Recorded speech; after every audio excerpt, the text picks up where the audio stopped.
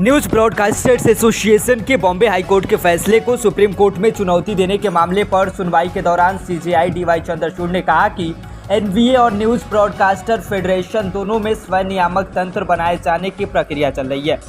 उनको इस मामले में अपना जवाब दाखिल करने में समय लग रहा है, इसलिए उन्हें 4 सप्ताह के बाद जवाब दाखिल करने का समय दिया जा रहा है। सुप्रीम कोर्ट में अब 4 हफ्ते बाद इस मामले की सुनवाई होगी। इस मामले पर सुनवाई के दौरान सीजेआई डीवाई चंद्रचूड़ ने कहा कि हमने पहले ही कहा है कि मीडिया के लिए स्वनियमन होना चाहिए। इन दोनों संस्थाओं के प्रमुख जस्टिस ए.के. सीकरी और जस्टिस आर.बी. रविंद्रन इस मुद्दे पर विचार कर रहे हैं। इस दौरान एफवीएफ की ओर से वरिष्ठ वकील महेश जेठलमानी ने कहा कि मुद्दा यह है कि 2021 में भारत सरकार के नियमों में संशोधन किया गया था।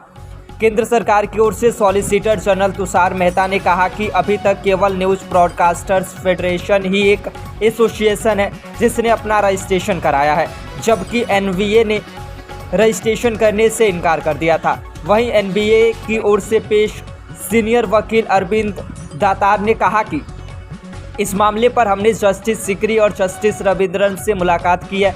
उन्होंने कहा कि स्वनियमन के लिए नियम बनाए जा रहे हैं, इसमें उन्हें 4 हफ्ते का और समय लगेगा। इस पर सीजेआई ने कहा कि उन लोगों का स्वनियामक तंत्र पर जवाब आ जाने दें, हम पंजीकरण के मुद्दे पर बाद में विचार करेंगे। सीजेआई ने एनवीएफ से कहा कि आपके पास भी स्वनियमन के नियम हैं तो आप उन्हें हमारे पास दाखिल करें, अगर उन्हें सख्त करने की ज़रूरत होगी तो हम देखेंगे। सॉलिसिटर जनरल तुषार मेहता ने कहा कि हमने एक हलफनामा दाखिल किया है जिसमें कहा गया है कि वैधानिक बेनियम है कि संस्था का पंजीकरण होना चाहिए। इस पर सीजेआई ने कहा कि यदि आप खुद नियम बना रहे हैं तो हम देख सकते हैं कि वे पर्याप्त रूप से सख्त और पारदर्शी हैं या नहीं। यदि ऐसा नहीं है तो हम भी नियम बना सकते हैं। हमारा विचार स्वनियमन के प्रथम स्तर को मजबूत करना है। हम चाहते हैं कि अनुशासन या आत्मानुशासन का भी एक स्तर होना चाहिए। फिर सॉलिसिटर जनरल तुषार मेहता ने आगे जोड़ते हुए कहा कि उनकी जवाबदेही भी होनी चाहिए।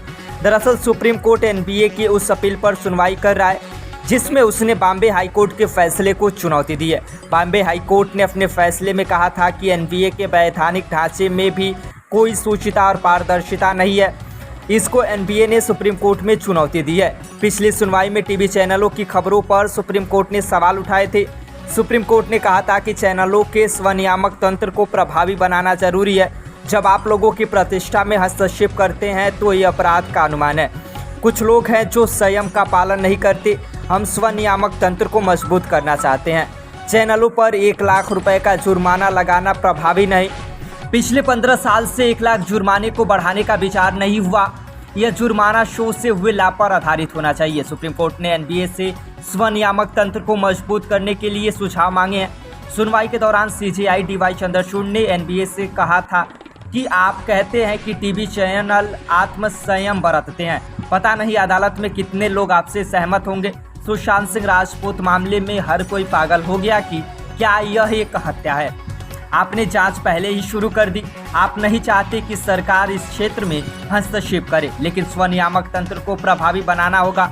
चैनलों पर 1 लाख रुपए का जुर्माना लगाना क्या प्रभावी है? यह 1 लाख जुर्माना कब तैयार किया गया था? पिछले 15 वर्षों में एनवीए ने जुर्माना बढ़ाने पर विचार नहीं किया है।